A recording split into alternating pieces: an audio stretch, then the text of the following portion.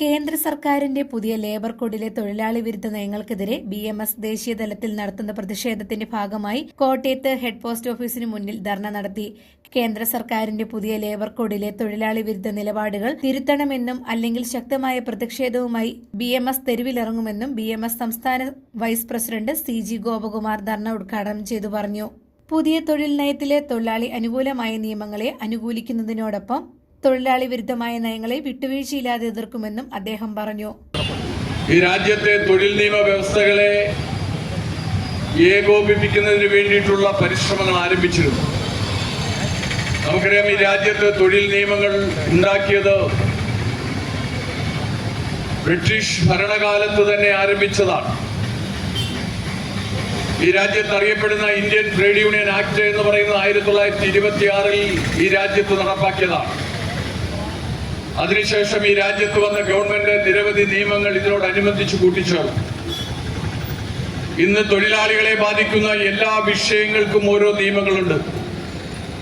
ആ നിയമങ്ങൾ മുഴുവൻ വ്യത്യസ്ത കാലഘട്ടങ്ങൾ ഈ രാജ്യത്തെ നിയമങ്ങളായി രൂപപ്പെടുത്തിക്കൊണ്ടുവന്നതാണ്.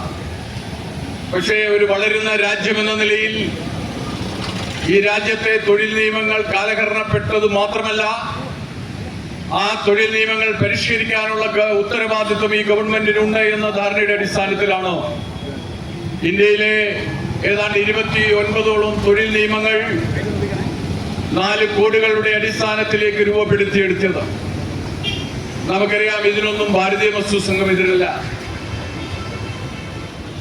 ഇന്ത്യ ഗവൺമെന്റുമായി നടന്നിട്ടുള്ള ചർച്ചയിൽ ഭാരതീയ മസ്ദൂർ സംഘം അസന്നിഗ്ധമായി പറഞ്ഞു, രാജ്യത്തെ തൊഴിലാളികൾക്ക് വേണ്ടി രൂപപ്പെടുന്ന ഏത് നിയമവ്യവസ്ഥയെയും നാം അംഗീകരിക്കും.